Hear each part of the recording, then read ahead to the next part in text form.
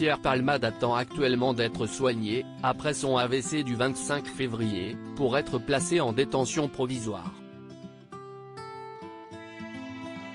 L'humoriste qui a provoqué un accident le 10 février dernier, était un proche confident d'un ancien président de la République. L'affaire Pierre Palmade fait la une des journaux depuis presque 3 semaines. L'ancien acolyte de Muriel Robin était sous l'emprise de la cocaïne lorsqu'il a provoqué un grave accident de la route, faisant 3 blessés graves. Parmi ces derniers figure un père de famille, qui souffre de multiples fractures, son fils, qui a été opéré à de nombreuses reprises, et Mila, la belle-sœur du conducteur, qui était enceinte au moment des faits, et qui a perdu son bébé depuis.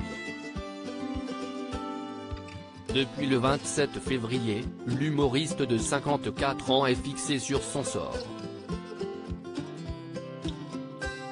En effet, le juge de la Cour d'appel de Paris a ordonné son placement en détention provisoire.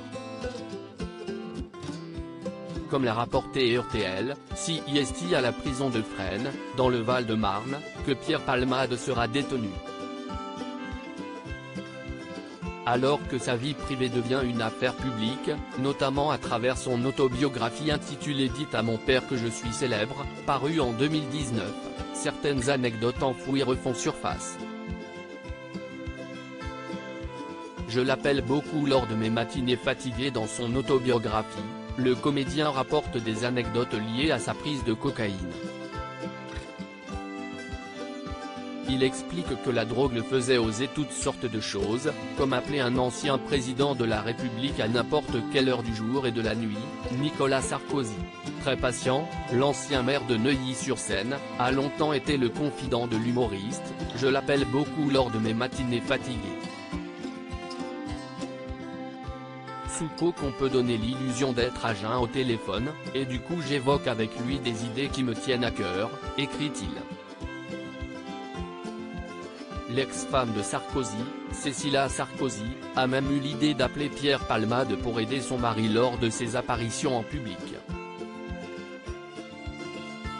Quelque temps plus tôt, Cécilia m'appelait pour me demander un service pour l'un des meetings de son mari, alors en campagne présidentielle, raconte l'humoriste, qui apparaît sur un écran géant en plein meeting. Alors que sa participation provoque des critiques, Pierre Palmade écrit à son ami qu'il ne peut plus se permettre de le soutenir officiellement. Pierre aime bien Nicolas, mais Palmade ne peut pas aimer Sarkozy, lui écrit-il. Voici la fin de cette amitié improbable.